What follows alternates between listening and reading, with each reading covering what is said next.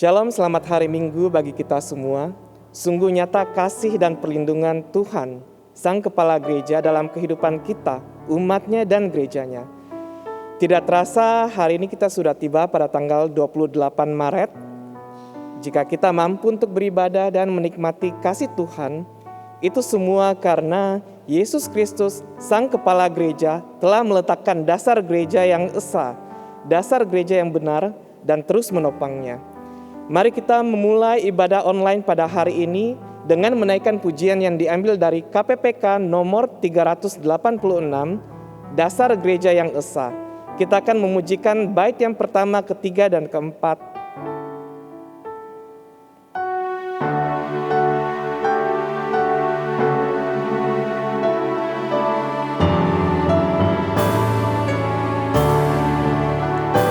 Dasar gereja yang esa ialah Yesus Kristus yang dibangun olehnya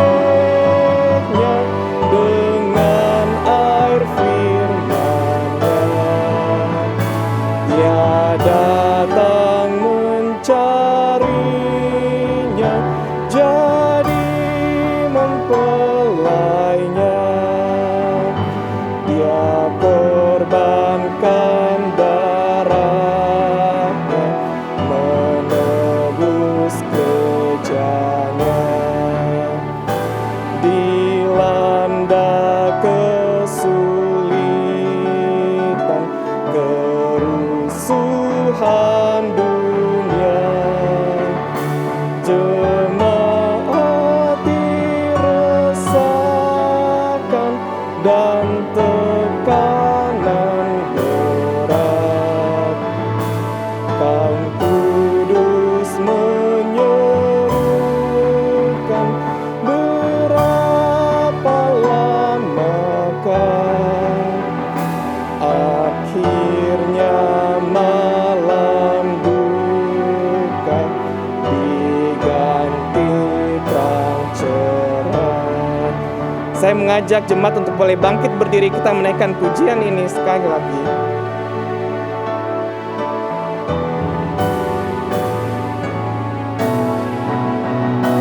Gereja yang di sorga dan yang di dunia bersatu dalam Tuhan, ketiga yang esa.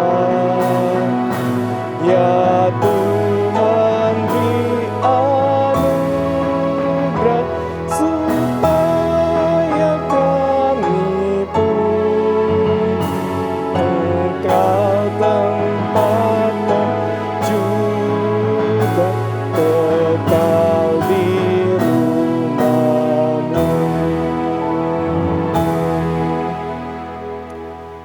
Dengarkanlah nats pembimbing ibadah pada hari ini yang diambil dari Yesaya 53 ayat yang ke-10. Tetapi Tuhan berkehendak meremukkan dia dengan kesakitan. Apabila ia menyerahkan dirinya sebagai korban penebus salah, ia akan melihat keturunannya. Umurnya akan lanjut dan kehendak Tuhan akan terlaksana olehnya. Mari kita masuk ke dalam saat teduh.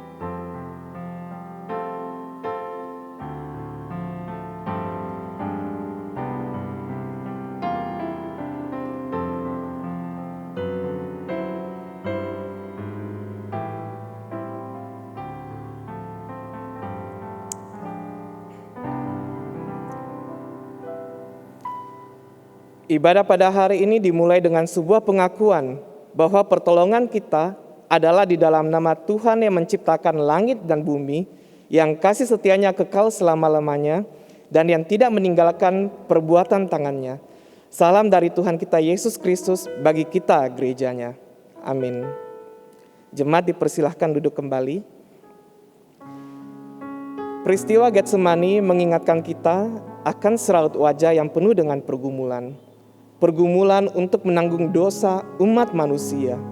Sebelum kita mengaku iman percaya kita serta menaikkan doa syafaat kita, saya mengajak kita untuk merenungkan dan mengakui dosa-dosa kita melalui sebuah pujian yang berjudul Di Muka Tuhan Yesus.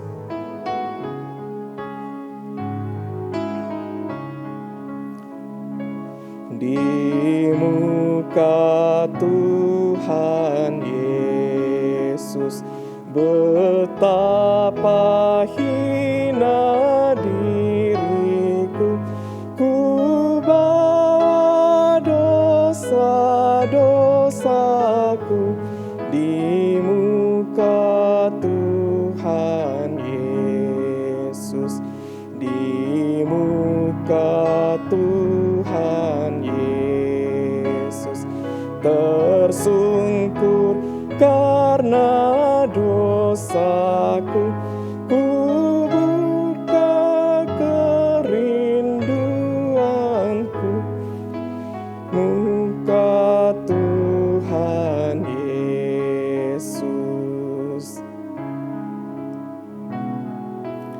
Pada kesempatan ini saya mengajak kita semua untuk boleh merenungkan dosa-dosa kita. Kita boleh mengakuinya di hadapan Tuhan sebelum kita melanjutkan ibadah kita pada hari ini.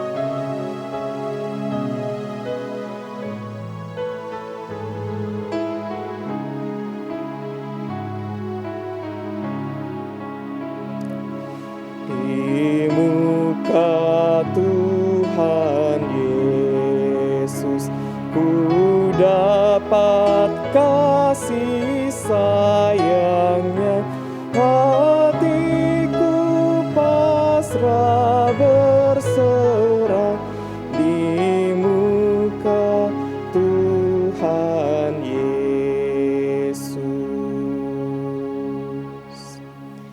Saya mengajak kita semua untuk boleh bangkit berdiri.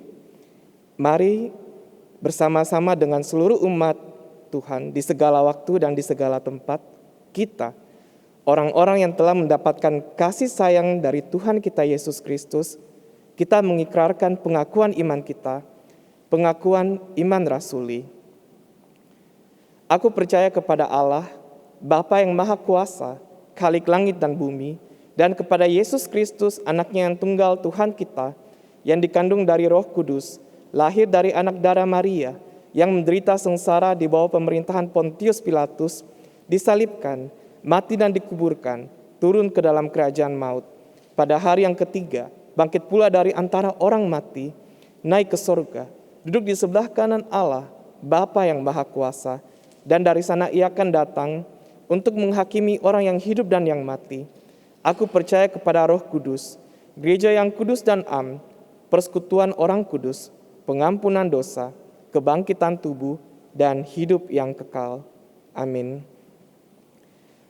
Mari kita memasuki doa syafaat. Doa syafaat akan diakhiri dengan doa Bapa kami. Mari kita berdoa. Bapa, kami sungguh bersyukur pada kesempatan ini kami sekali lagi diberikan kesempatan untuk boleh merenungkan dan mengakui dosa-dosa kami di hadapan Tuhan. Kami bersyukur untuk pengampunan yang Tuhan berikan kepada setiap kami sesuai dengan janji-Mu ya Bapa. Barang siapa yang mengaku dosa dan kesalahannya, maka Engkau adalah setia dan adil yang akan menyucikan kami, anak-anak-Mu, dari segala dosa dan kesalahan kami. Kami bersyukur ya Bapa untuk pengampunan dosa yang Engkau berikan bagi kami. Terima kasih ya Bapa, terima kasih. Pada saat ini kami pun juga mau berdoa menyerahkan ke dalam tangan Tuhan. Kalau bukan karena kasih dan pertolongan daripada Tuhan, kami tidak akan sampai pada hari ini ya Bapa. Kami bersyukur karena kami memiliki Allah seperti Engkau, Allah yang tidak pernah meninggalkan perbuatan tangannya, yang selalu mengasihi dan menopang kami. Pada saat ini juga ya Bapa, kami tetap mau mendukung di dalam doa untuk setiap rangkaian ibadah yang akan dilaksanakan menjelang Paskah dan Jumat Agung. Tuhan berkati, mulai dari rangkaian Minggu Sengsara yang akan diadakan pada tanggal 29 Maret sampai dengan 1 April, kemudian diikuti dengan Jumat Agung pada tanggal 2 April, dan tanggal 4 April kami akan mengadakan Paskah ya Bapa.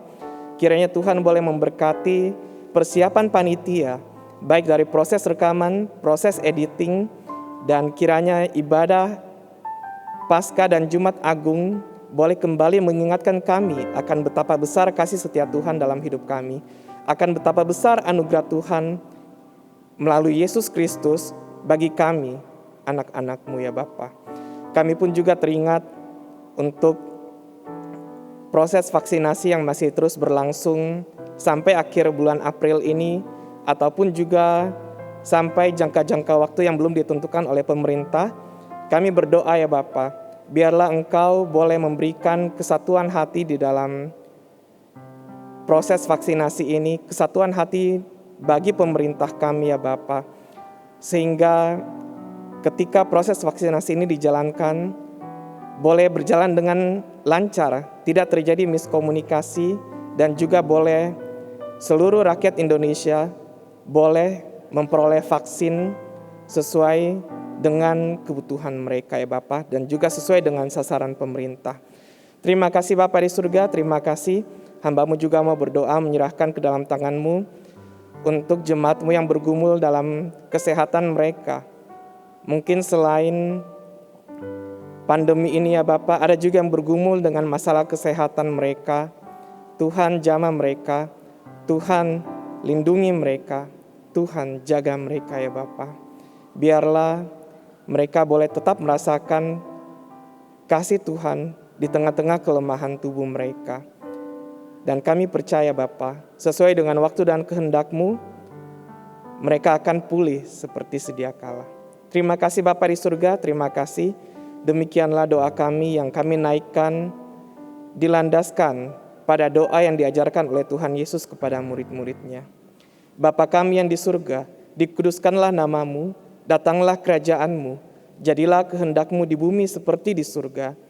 Berikanlah kami pada hari ini makanan kami yang secukupnya, dan ampunilah kami akan kesalahan kami, seperti kami juga mengampuni orang yang bersalah kepada kami. Dan janganlah membawa kami ke dalam pencobaan, tetapi lepaskanlah kami daripada yang jahat. Karena Engkaulah yang punya kerajaan, kuasa, dan kemuliaan sampai selama-lamanya. Amin. Hormat diberi.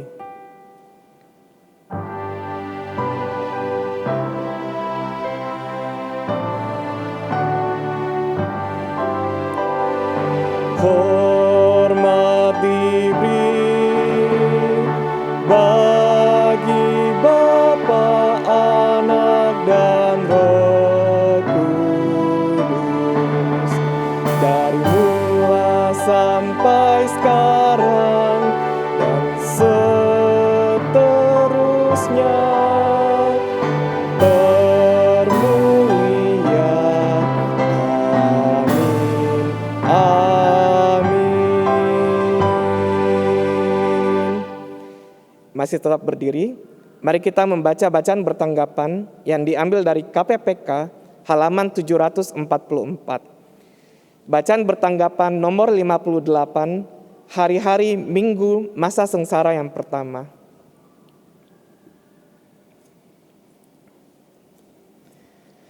Sekarang kita pergi ke Yerusalem, dan segala sesuatu yang ditulis oleh para nabi mengenai Anak Manusia akan digenapi. Tetapi sekarang juga demikianlah firman Tuhan. Berbaliklah kepadaku dengan segenap hatimu, dengan berpuasa, dengan menangis, dan dengan mengaduh. Koyakanlah hatimu dan jangan pakaianmu.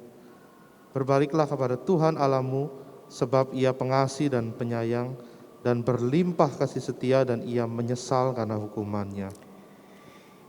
Ingatlah segala rahmat-Mu dan kasih setiamu ya Tuhan, sebab semuanya itu sudah ada sejak purbakala.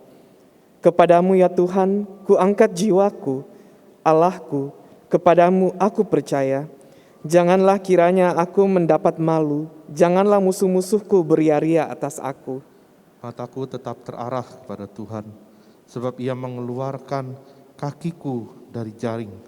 Berpalinglah kepadaku dan kasihanilah aku, sebab aku sebatang kara dan tertindas. Aku berkata kepadamu, sesungguhnya jika biji gandum tidak jatuh ke dalam tanah dan mati, ia tetap satu biji saja.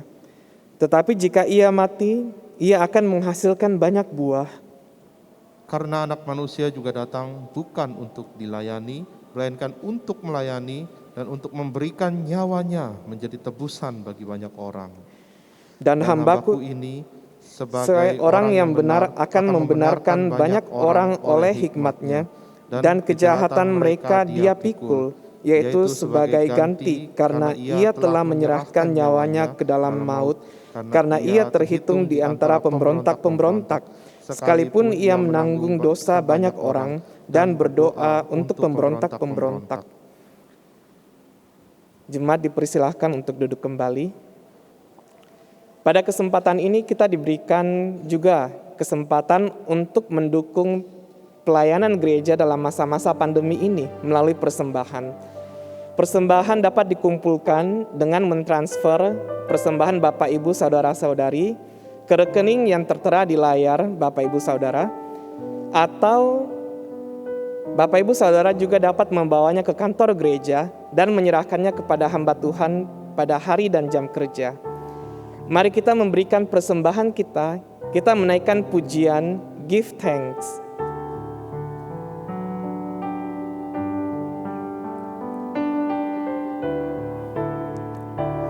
Give thanks with a grateful heart. Give thanks to the Holy One. Give thanks because He's given Jesus Jesus Christ, His Son. Give thanks with a grateful heart. Give thanks to the Holy One. Give thanks because He's given Jesus Christ, His Son. And now let the weak say, I am strong. Let the poor say, I am rich. What the Lord has done for us. And now let the weak say, I am strong. Let the poor say, I am rich, because of what the Lord has done for us. Give thanks.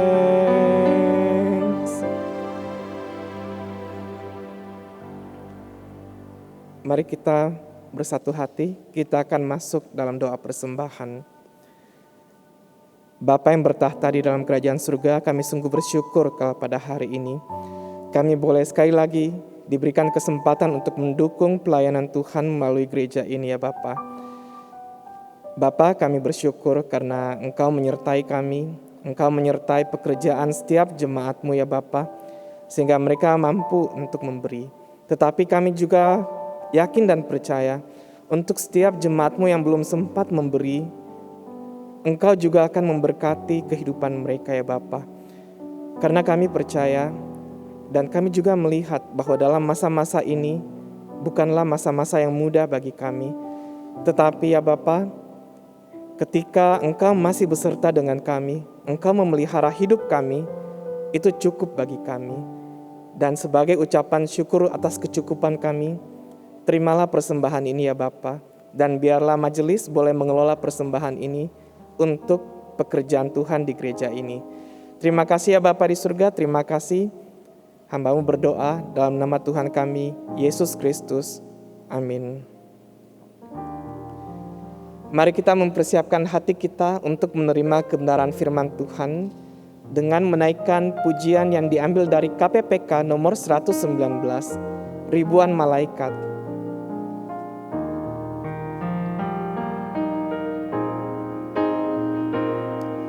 Di Taman Getsemani, Tuhan Yesus berdoa, Ia ditangkap dan dibawa. Ia yang tidak berdosa, dihina, dicerca, enyahkan, salibkan Dia. Bukankah Dia dapat memanggil ribuan malaikat, lepaskan Dia, tapi tidak dilakukannya. Ia rela mati untuk saya.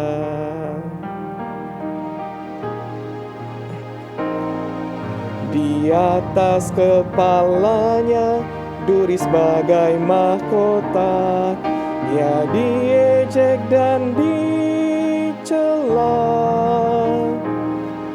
Dengan sabar Ia terima perlakuan manusia, menderita sebab dosaku. Bukankah Dia dapat memanggil ribuan malaikat, lepaskan Dia, tapi tidak dilakukannya. Ia rela mati untuk saya. Bukankah Dia dapat memanggil? Bukankah Dia dapat memanggil ribuan malaikat, lepaskan akan Dia, tapi tidak dilakukannya. Dia rela mati untuk saya.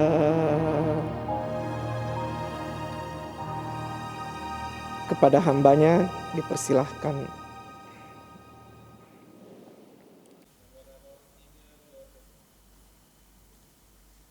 Shalom jemaat yang dikasihi dan yang mengasihi Tuhan kita Yesus Kristus.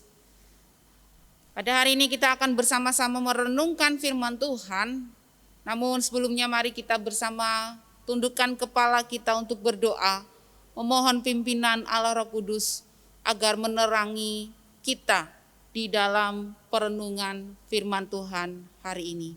Mari kita berdoa. Segala puji syukur kami naikkan kepada Tuhan yang telah memimpin kami di dalam ibadah pada hari ini, dan tiba saatnya kami akan merenungkan firman Tuhan.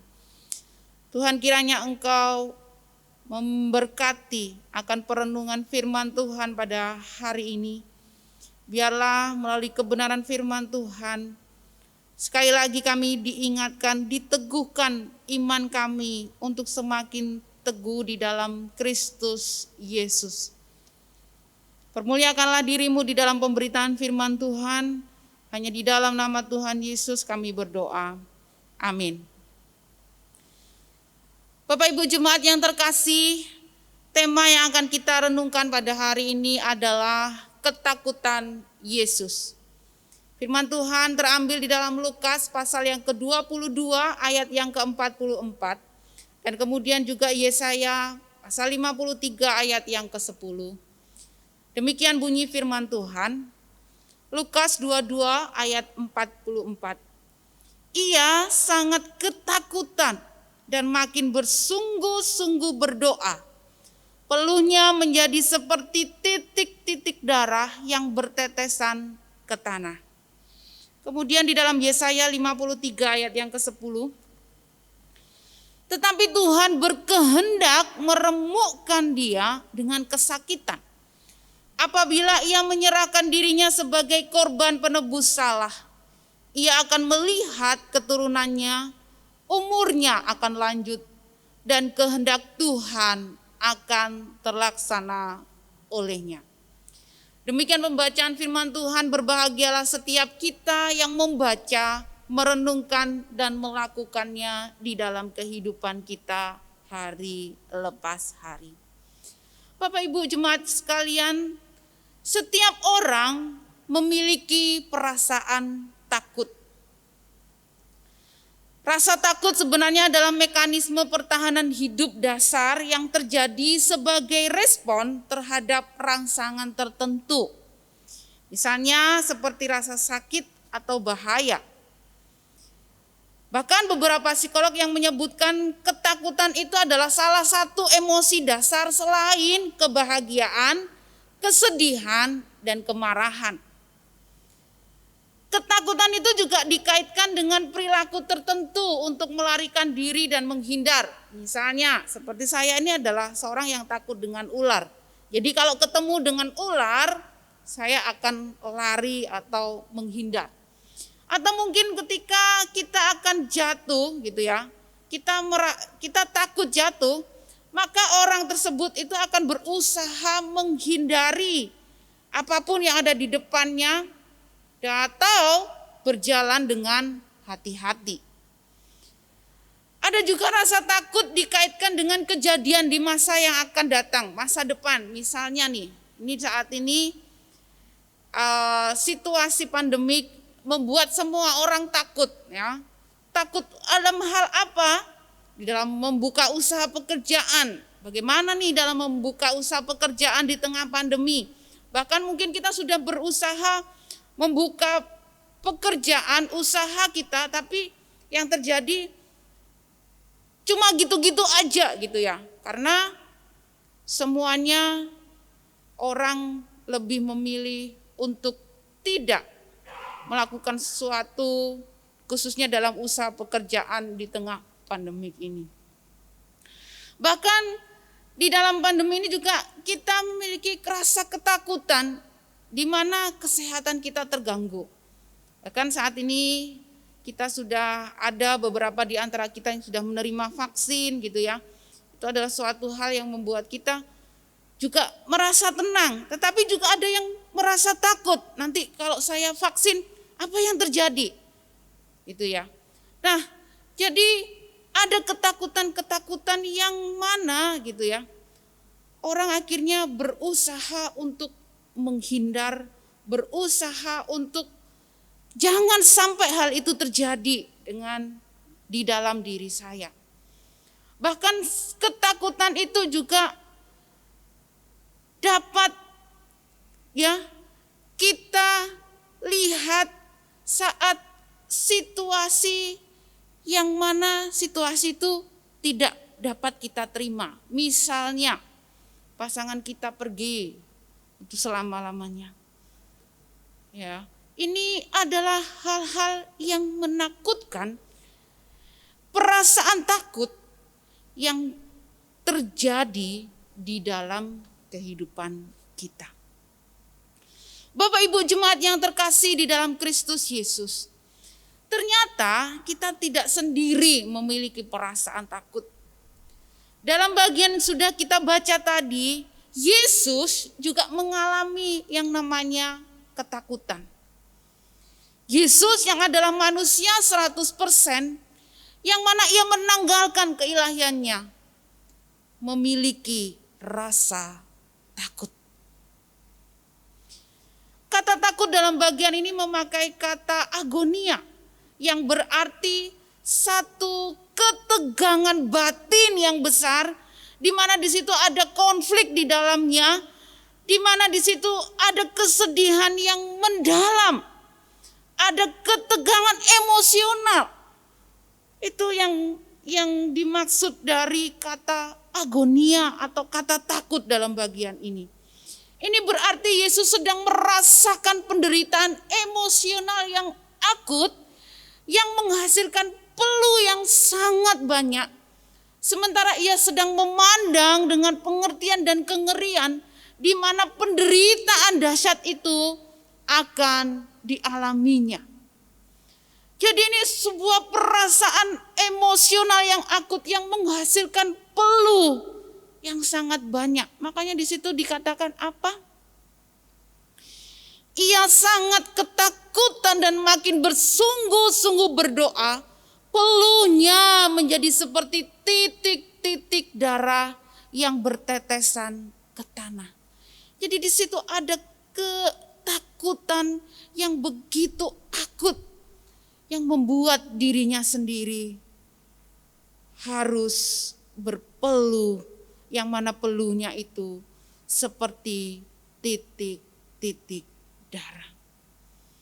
Yang menjadi pertanyaan bagi kita adalah, ketakutan oleh apa ini? Sampai Yesus sangat ketakutan dan peluhnya itu menjadi seperti titik-titik darah.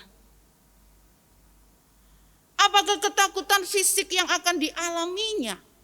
Siksaan cambuk dan salib, kemudian pengkhianatan, penyangkalan, dan kemudian ditinggalkan oleh sahabat-sahabatnya atau murid-muridnya, caci maki dan penganiayaan dari musuhnya.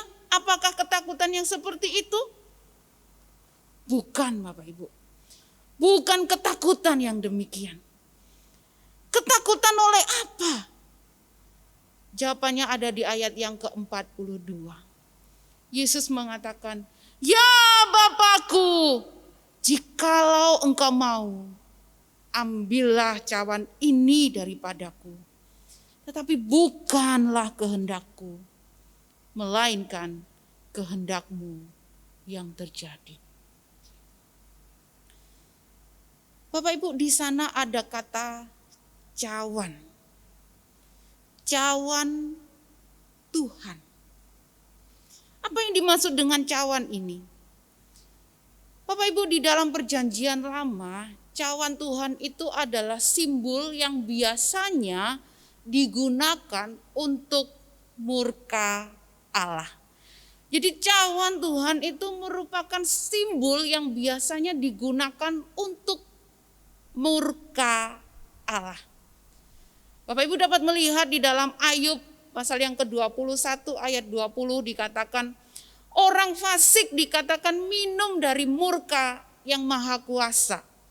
Bahkan Yehezkiel pun menyampaikan firman Tuhan kepada Yerusalem, bahwa kota Yerusalem itu tidak akan lama lagi mengalami nasib yang sama dengan Samaria yang telah dihancurkan. Nah, di dalam Yehezkiel itu ditulis piala kengerian. Itu di dalam Yehezkiel 23 ayat 32 sampai 34. Jadi di sini kita melihat bahwa cawan ini adalah murka Allah yang diberikan kepada orang-orang berdosa. Jadi Yesus tahu betul bahwa murka Allah ini akan diterimanya. Yesus bukan berarti orang yang berdosa, karena tadi saya mengatakan bahwa cawan murka Allah itu diberikan kepada orang-orang berdosa. Tapi di sini Yesus bukan orang berdosa, tetapi Yesus disamakan dengan orang berdosa. Karena apa? Karena cawan yang diterimanya itu adalah untuk mereka yang berdosa. Maka dari itu Yesus mengatakan kepada Bapaknya, ya Bapakku, jikalau sekiranya mungkin, biarlah cawan ini lalu daripadaku, tetapi janganlah seperti yang ku kehendaki, melainkan seperti yang kau kehendaki. Yesus tahu betul bagaimana dahsyatnya murka Allah yang akan menimpanya. Karena dosa manusia dari awal, sekarang sampai pada nantinya, itu ditimpakan pada Yesus Kristus yang seharusnya diterima oleh manusia. Inilah yang membuat Yesus merasakan ketakutan. Inilah yang membuat Yesus sampai peluhnya menjadi seperti titik-titik darah yang bertetesan ke tanah. Bapak Ibu jemaat yang terkasih di dalam Kristus Yesus. Yang menarik Bapak Ibu, ketika Tuhan berdoa, biarlah cawan ini lalu daripadaku, tetapi janganlah seperti yang ku kehendaki, melainkan seperti yang kau kehendaki. Di sini menunjukkan bahwa walaupun murka Allah itu menimpa dirinya, Yesus tetap tunduk dan menerimanya. Mengapa Yesus tunduk dan menerima cawan Tuhan itu? Jawabannya ada di dalam Yesaya 53 ayat yang ke-10. Tetapi Tuhan berkehendak meremukkan dia dengan kesakitan. Apabila ia menyerahkan dirinya sebagai korban penebus salah, ia akan melihat keturunannya, umurnya akan lanjut dan kehendak Tuhan akan terlaksana olehnya. Apa maksud dari ayat ini Bapak Ibu? Ayat ini sebenarnya ingin menjelaskan bahwa Allah sendirilah yang bertindak untuk meletakkan dosa orang banyak ke atas sang hamba, yaitu Yesus Kristus, dan menghukum dia. Di sini terlihat ada peran Tuhan di dalam penderitaan Yesus Kristus. Jadi Allah sendiri yang bertindak.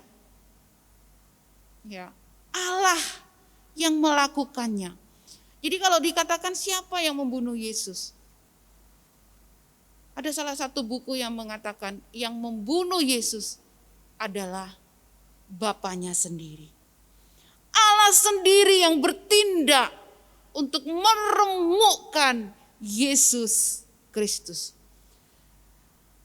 Yesaya 53 ayat 10 juga menjelaskan bahwa ketika Allah berkehendak untuk meremukkan sang hamba ini, apa yang menjadi respon dari sang hamba ini? Sang hamba ini menyetujui dan secara aktif berpartisipasi dalam pelayanan penanggungan dosa dan kematian substitusional. Di mana hal ini sesuai dengan kehendak Allah untuk meremukkan dia, di mana dia akan menggantikan orang-orang yang berdosa. Sebenarnya kitalah yang seharusnya menerima cawan murka Allah. Tetapi Yesus yang ditentukan oleh Allah itu menerima cawan itu untuk menggantikan kita. Ayat ini juga menjelaskan ada satu transaksi agung antara Allah Bapa dan Allah Anak yang terjadi dalam kematian Yesus, di mana kematian itu merupakan kesukaan Allah. Allah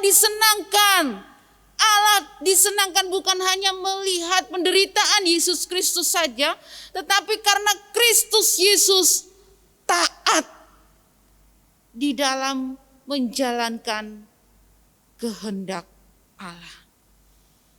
Kalau Bapak Ibu memperhatikan kata kehendak di dalam Yesaya 53 ayat 10, itu dalam bahasa aslinya itu memakai kata bersukacita, bersukaria. Tuhan bersukaria meremukkan sang hamba itu. Dia tidak hanya bersukaria karena penderitaan yang dialami oleh sang anak itu, tetapi dia juga bersukaria karena anak itu taat. Dan hanya apa yang dilakukan Kristus Yesus itulah yang menjadi dupa yang harum bagi Allah. Hanya pengorbanan Kristus Yesuslah yang membuat Allah disenangkan. Salah seorang yang bernama John Gill berkata, ia diremukkan dan diserahkan kepada kesengsaraan oleh Bapaknya. Penderitaannya barulah mulai, karena penderitaan itu tidak berakhir di sini, maksudnya di Taman Getsemani ini. Namun di kayu salib, semua itu menunjukkan bagian dari berbagai penderitaannya dan menjadi sangat berat dengan beban dosa umatnya dan murka Allah yang olehnya ia sangat tertekan. Ia telah menjadi lemah dan hampir mati, bahkan seperti ia dibawa ke debu kematian, atau duka cita itu tidak akan meninggalkan dia. Ia, sang hamba itu, diharuskan mengalami semua itu sampai jiwa dan tubuhnya terpisah satu dengan yang lainnya di kayu salib. Bapak Ibu yang terkasih, sungguh apa yang dilakukan Kristus Yesus dengan menerima cawan murka Allah itu, ini menunjukkan kerelaannya untuk menggantikan manusia yang berdosa. Dan menunjukkan apa? Bahwa kehendak Allah terlaksana agar kemuliaan Allah, agar nama Allah dinyatakan dan umat pilihan Allah itu diselamatkan. Bapak Ibu yang terkasih di dalam Kristus Yesus, kita hari ini diingatkan bahwa tanpa Kristus Yesus yang mati di atas kayu salib, kita adalah manusia yang seharusnya dimurkai. Saya mencoba membayangkan pada malam itu apa yang dilakukan oleh Yesus. Perasaan ketakutan yang dialami Tuhan Yesus. Saya mencoba membayangkannya. Dan kalau seandainya itu adalah saya pun juga akan lebih merasakan yang namanya ketakutan. Tapi justru Tuhan begitu baik. Yesus begitu mengasihi saya, Bapak Ibu jemaat, sehingga Ia mau menggantikan kita. Dia rela menerima murka Allah dan bergumul di dalam ketakutannya itu. Supaya nama Tuhan dipermuliakan, nama Bapanya dipermuliakan, Allah dipuaskan, dan umat pilihan diselamatkan. Inilah yang menjadi ketakutan Yesus Kristus. Dia tidak takut dengan yang namanya penderitaan yang dialami secara fisik, tapi justru murka Allah yang menimpa dirinya, yang membuat dirinya ketakutan. Yang menarik dalam bagian ini Bapak Ibu, ketika Yesus takut, ketika Yesus peluhnya menjadi seperti titik-titik darah yang bertetesan ke tanah. Justru Yesus tidak kalah terhadap ketakutan yang menimpanya itu. Tapi Yesus mampu mengatasi ketakutannya. Yesus tidak kalah terhadap ketakutan itu. Tetapi Yesus mampu mengatasi ketakutannya. Bagaimana Yesus mengatasi ketakutan itu? Bapak Ibu, sangat sederhana sekali. Di situ dikatakan berdoa. Jadi ketika Yesus mengalami yang namanya ketakutan itu, dia justru berdoa. Lukas mencatat kata berdoalah di dalam bagian ini. Dari ayat 39 sampai 46 itu sebanyak 2 kali. Di ayat 40 dan juga di ayat yang ke-46. Dan menariknya Bapak Ibu, kata berdoalah ini di dalam bahasa Yunaninya itu memakai kata yang sama. Dan merupakan satu perintah untuk dilakukan secara terus-menerus.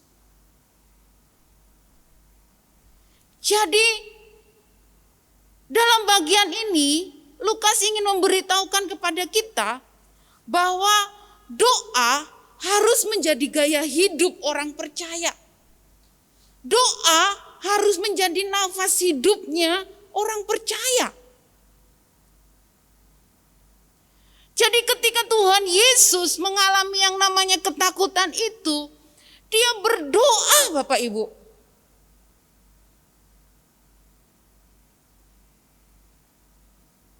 Sangat jelas di dalam bagian ini Yesus memberikan contoh bagi kita. Di ayat 39 dikatakan, sebagaimana biasa Yesus itu menuju ke Bukit Zaitun Bapak Ibu. Ini menunjukkan bahwa Yesus itu sering pergi ke Bukit Zaitun. Untuk apa? Untuk berdoa. Bahkan kalau kita melihat di dalam pelayanan Tuhan Yesus, dia senantiasa selalu berdoa di pagi-pagi buta.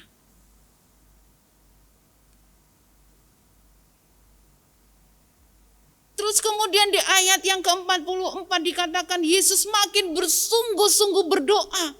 Ini bukan berarti awalnya Yesus berdoa hanya enggak biasa-biasa aja, enggak sungguh-sungguh. Bukan begitu Bapak Ibu. Makin bersungguh-sungguh berdoa ini menjelaskan bahwa Yesus berserah sepenuhnya kepada kehendak Tuhan. Memang dia berminta kepada Bapaknya, kalau bisa cawan ini lalu daripadaku. Tetapi kehendak-Mu lah yang terjadi. Ini menunjukkan apa? Tuhan Yesus ingin melihat,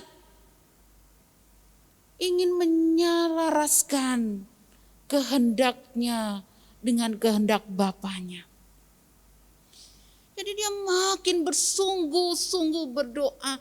Dia berserah sepenuhnya kepada kehendak Bapanya.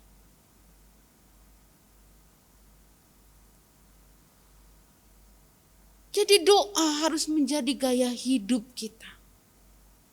Mengapa doa harus menjadi gaya hidup kita? Karena dengan berdoa kita dapat berkomunikasi dan bersekutu dengan Allah. Dengan berdoa kita juga dapat mengenal kehendak Allah. Dengan berdoa kita bergantung sepenuhnya dengan Allah. Dengan berdoa kita dapat melihat, menerima akan perintah-perintahnya. Dengan berdoa kita tidak akan jatuh di dalam pencobaan. Berdoalah supaya kamu jangan jatuh dalam pencobaan. Bapak Ibu, perintah ini bukan suatu hal yang sulit, bukan. Berdoalah. Berdoa menjadi gaya hidup kita. Berdoa menjadi hal yang penting di dalam kehidupan kita. Untuk kita boleh bersekutu dengan Allah, mengenal kehendak Allah, bergantung sepenuhnya kepada Allah. Bukan suatu hal yang sulit untuk kita lakukan. Setiap hari kita bisa melakukannya. Tapi terkadang kita melupakannya, bukan? Tapi terkadang kita apa? Kita abaikan. Nanti dululah. Bahkan ketika kita di dalam kesulitan apapun, kita pun juga mengabaikan yang namanya berdoa kepada Tuhan. Kita menganggap bahwa aku mampu untuk melakukan segala sesuatunya. Tidak perlu berdoa kepada Tuhan. Tuhan juga tahu kok. Bapak Ibu yang terkasih, Tuhan Yesus memberikan teladan bagi kita. Dia berdoa.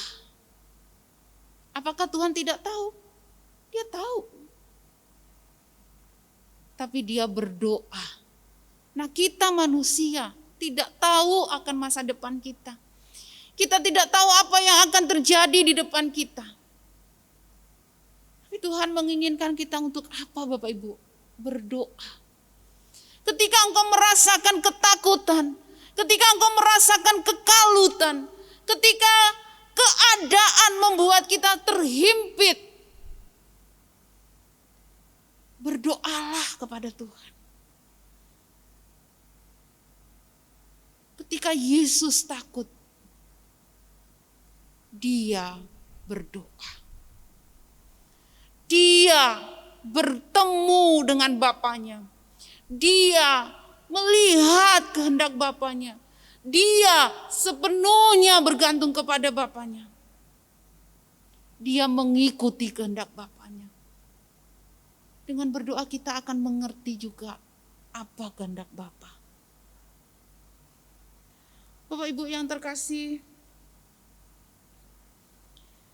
sebagai penutup, saya akan menceritakan ada seorang misionaris yang bernama John G. Paton. Paton ini adalah seorang misionaris yang pergi ke suku kanibal di New Hebrides, Island of the South Seas.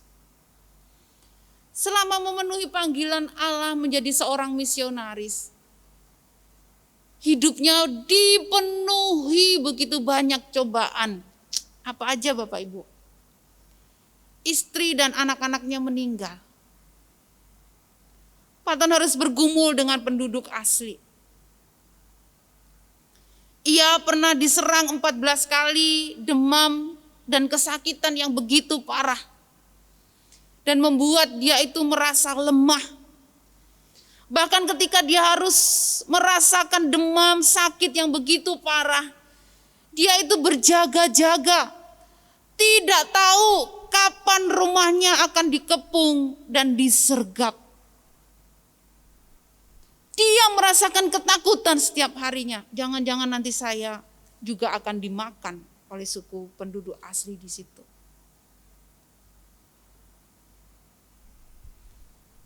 Tapi yang menarik yang dilakukan oleh Paton selama mengalami penderitaan, bahkan di dalam ketakutannya itu, dia berdoa.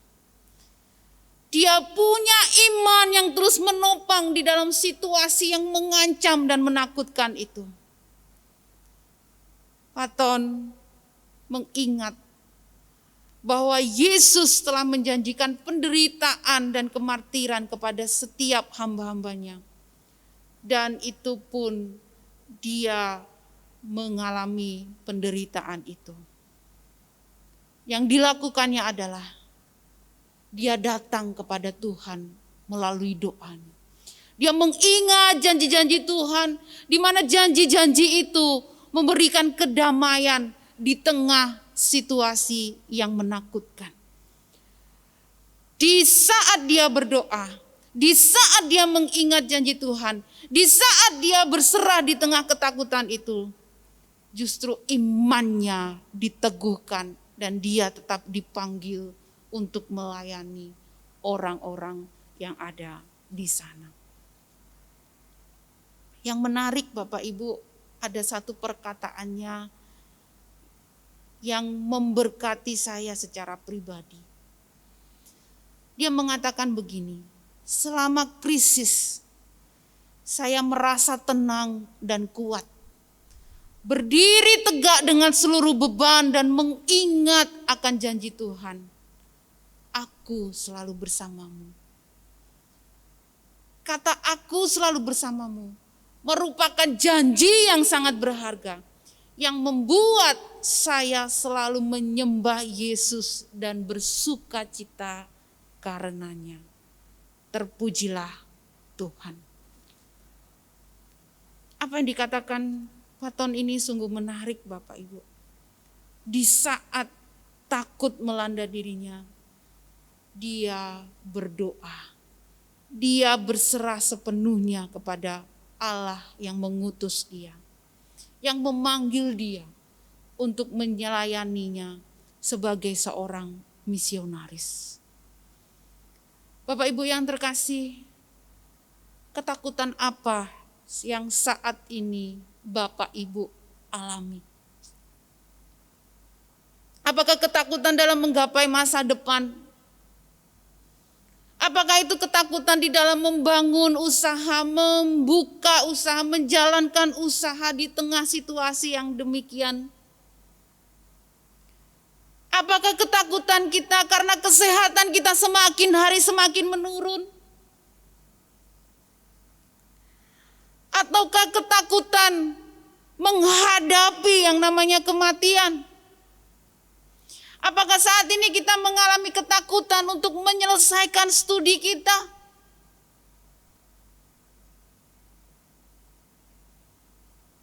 Bapak Ibu yang terkasih, hari ini kita belajar dari Yesus Kristus.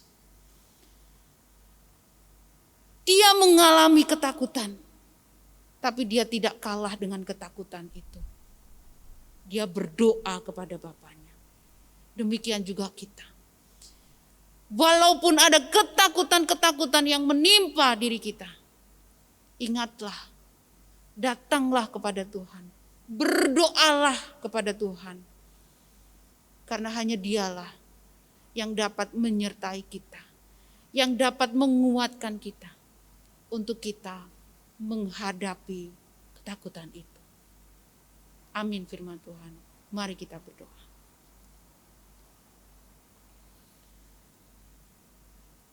Terima kasih Tuhan untuk firman-Mu yang sudah kami renungkan pada hari ini.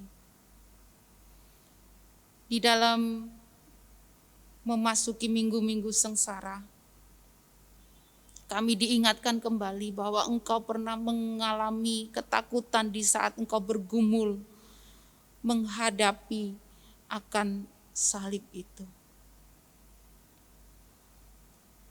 Tapi Engkau tidak kalah dengan rasa ketakutan-Mu, Yesus. Engkau justru datang kepada Tuhan dengan doa, menyelaraskan akan kehendak-Mu dengan kehendak Bapa. Supaya apa yang menjadi kehendak Bapa terlaksana melalui kematian-Mu di atas kayu salib. Sehingga nama Tuhan dimuliakan dan umat pilihan-Mu diselamatkan. Tuhan, tolonglah kami. Dalam kehidupan kami juga merasakan ketakutan. Tapi biarlah kami belajar daripada Engkau.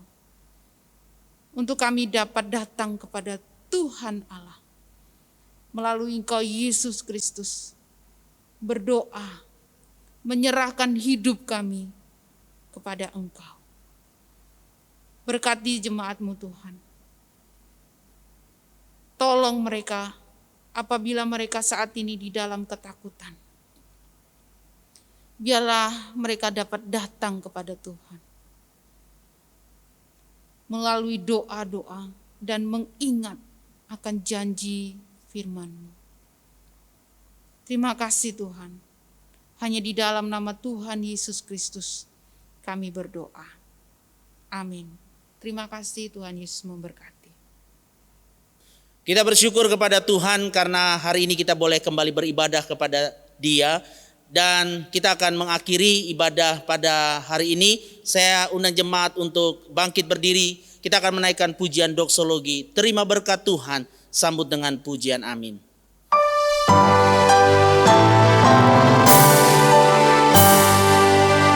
Puji Allah Bapa Putra, puji Allah Roh Kudus, ketiganya yang esa. Mohon selamat sumber berkat.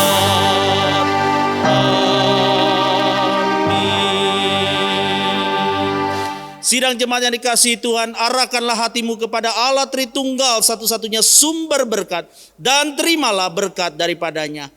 Kasih yang besar daripada Allah Bapa, kasih karunia dan damai sejahtera di dalam Allah Anak Tuhan kita Yesus Kristus, pertolongan pimpinan dan kasih persekutuan di dalam Allah Roh Kudus menyertai saudara-saudara sekalian hari ini dan bahkan sampai selama-lamanya.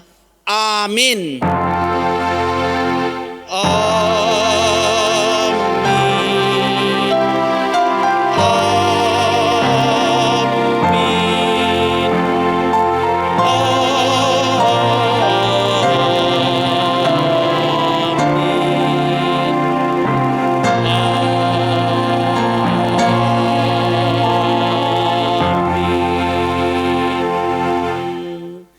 Sidang jemaat dipersilakan duduk kembali, ibadah kita telah selesai. Tuhan memberkati.